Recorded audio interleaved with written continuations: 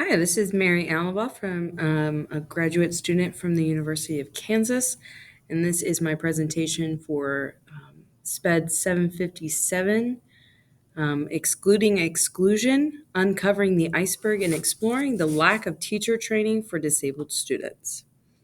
So I want to start first with the issue, and the issue is that there is an overwhelming lack of preparation for general education teachers in their undergraduate programs.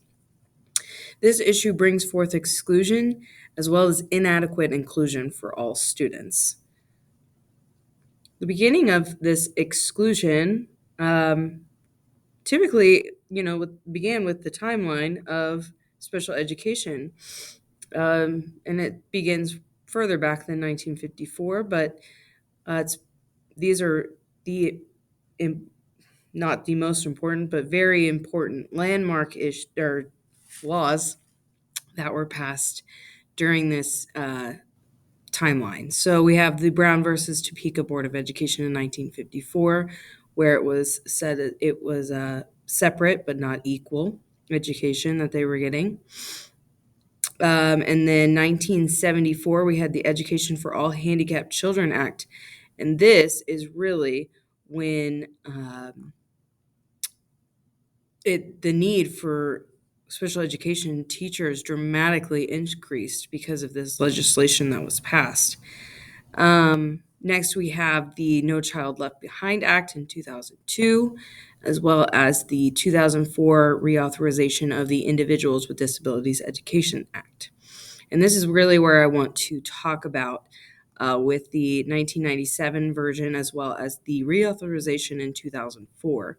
So in the 1997 version of the IDEA, the only item that was spoke about with this issue about a high quality preparation of teachers was just a short statement about they supported high quality, intensive professional development for all personnel who work with such children, those with disability, in order to ensure that they have the skills and knowledge necessary to enable them to meet developmental goals and be prepared for the future. Now, with the reauthorization of the IDEA in 2004, they actually included a statement seen here about the need for supporting high quality, intensive pre service preparation as well as professional development. So they added that pre service preparation portion into the reauthorization 2004 issue. Um, and this is coming off of 30 years of research and experience with students with disabilities, and that this research and experience is showing that the education of children with disabilities can be made more effective by teachers having proper, intensive, high quality preparation, pre service preparation, aka their undergraduate program, and professional development. So now that we know the issue, I want to really talk about the present conditions right now. Now, for this running project, I decided to give a survey to all of the teachers in the Catholic Diocese of Wichita and have them answer some questions so that I would know their feelings about their pre-service preparation. So I want to take a close look at the teacher preparation data for pre and post IDEA reauthorization, as well as the deeper issue of exclusion. So this chart is showing the classes that were required of teachers in a general education undergraduate program. The red bars will show the before the IDEA was passed, so that would have been before December 3rd, 2004, as opposed to the green bars showing anything after if the teacher graduated after IDEA was passed, so anytime after December 4th, 2004. As you can see, they are very similar, meaning that even though they did add the statement about supporting high quality intensive pre-service preparation, it's not really being given because all of these are very, very similar. We have, one class, very similar, 2 to 3 classes, 4 to 5 classes, as well as none. And some said unsure. So I think that's very telling about the need for that high quality, intensive preparation. And here's some more data that I found. And these are just showing the visuals of the lack of preparation for teachers in these areas. So the knowledge of policies, adequate preparation for teaching and planning, lessons for students with disabilities, as well as using IEPs. So this first one is about, I asked on a Likert scale if they had sufficient knowledge of special education policies. And as you can see, it's pretty disagree as well. It's neutral. And that is the trend here. And here, adequate preparation, the disagree is much larger than the other two. Teaching and planning, my undergraduate program prepared me to teach in classrooms and then also to plan and teach lessons for students with disabilities. And as you can see, a lot of these are very, very similar, having the disagree being the highest on all of these. So that just shows the lack of preparation that these teachers are getting as general education teachers. So above and below the full picture of education and in-service opportunities in our current climate. So the lack of preparation in undergraduate programs has created the need for educators and professionals to further their education because their inadequacy of preparation in their undergraduate programs. Because teachers will get into the general education classroom and notice that they have about 5 to 10 or more IEPs in their own classroom, and they're not sure what to do. So I asked on my survey if if they had further education to be able to teach students with disabilities, and it was about half and half for yes and no. As well as I asked if the district gives in-service opportunities for teaching students with disabilities, and a lot said yes.